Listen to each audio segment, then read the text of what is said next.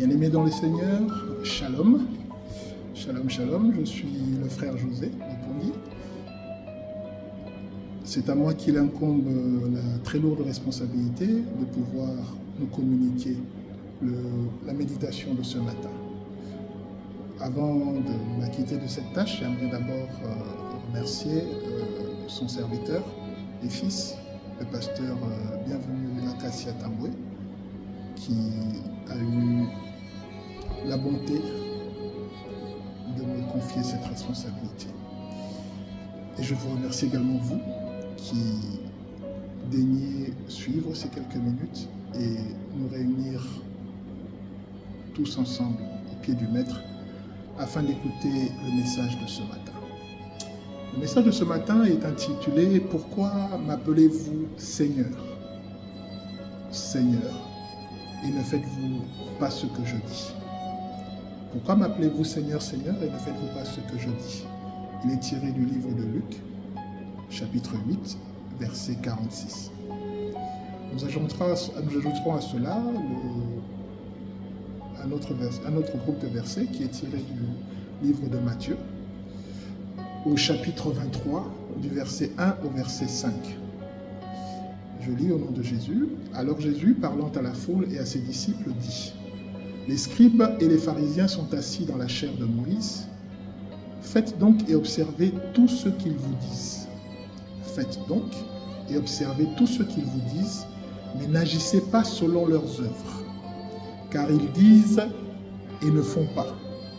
Ils lient des fardeaux pesants et les mettent sur les épaules des hommes, mais ils ne veulent pas les remuer du doigt. Ils font toutes leurs actions pour être vus des hommes. Lorsque il m'avait été demandé d'exhorter aujourd'hui, j'avais préparé un message que j'aimais beaucoup, vraiment beaucoup. Et aujourd'hui, en plein milieu de la nuit, je me suis réveillé et j'ai eu la conviction qu'il fallait que je prêche autre chose. Alors j'ai demandé à Dieu, qu'est-ce que tu veux que je dise? Parce que moi j'aimais bien mon message. Je lui ai dit, qu'est-ce que tu veux que je dise? Et je ne sais pas, on dirait qu'il était resté silencieux. C'est comme si vous vous regardiez. Azotalo Nami, si je peux aller dans la tente, il peut Azotalo calmement, de son air calme. Et finalement, en regardant bien dans ses yeux, j'ai commencé à voir certaines choses dont nous parlions, lui et moi, il y a quelque temps. Je voyais les gens, des gens que nous aimons, que nous perdons, que nous regrettons, d'autres avec lesquels on a grandi et qu'on voit s'épanouir d'une certaine manière. Et lorsque j'observais toutes ces choses, je tirais des conclusions. Et il a commencé à me montrer d'autres aspects. Il m'a dit, regarde celui-là. Il m'a dit, regarde toi-même. Il y a telle chose, regarde aujourd'hui, regarde ce que tu fais. Ce n'est peut-être pas dans cette situation-là, mais regarde là où ça t'a amené à tel moment de ta vie. Regarde les choses que tu as dites. Est-ce que ce sont les choses qui m'honorent? Je t'ai toujours dit que tu es une ambassade de mon royaume sur terre. C'est pour ça que je t'appelle celle de la terre. La terre est insipide, elle n'a plus de saveur, tant au niveau de sa moralité que des principes fondamentaux qui font qu'une société est appelée société. Donc, un ensemble d'hommes réunis quelque part. Et lorsque j'ai vu cela, je me suis rendu compte que, ah oui, Seigneur. Et j'ai regretté. J'ai commencé à regretter. J'ai vraiment commencé à beaucoup regretter. Et il me dit, regarde, et pendant ce que tu faisais ça, qui pour toi n'était pas très grave, tu rencontrais telle personne. Et regarde ce que tu disais. Regarde là où tu l'exhortais. Entre ce qu'il y avait, ce qu'il se passait dans ton cœur et ce que tu disais, où était la relation? Et j'ai eu honte. J'ai eu vraiment honte.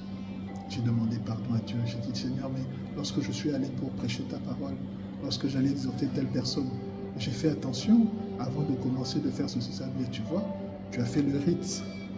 Moi, je ne te demande pas d'être un homme rituel. Je ne te demande pas d'être un homme rituel. La parole est esprit et elle est vie. Tu prêches quelque chose que tu vis, quelque chose que tu vis et qui donne la vie.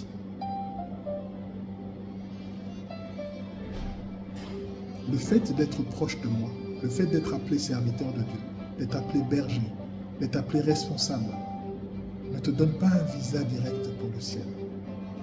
Le visa pour le ciel, il est unique. Ce visa, tu l'as en vivant ma parole, en la laissant vivre d'ailleurs au travers de toi.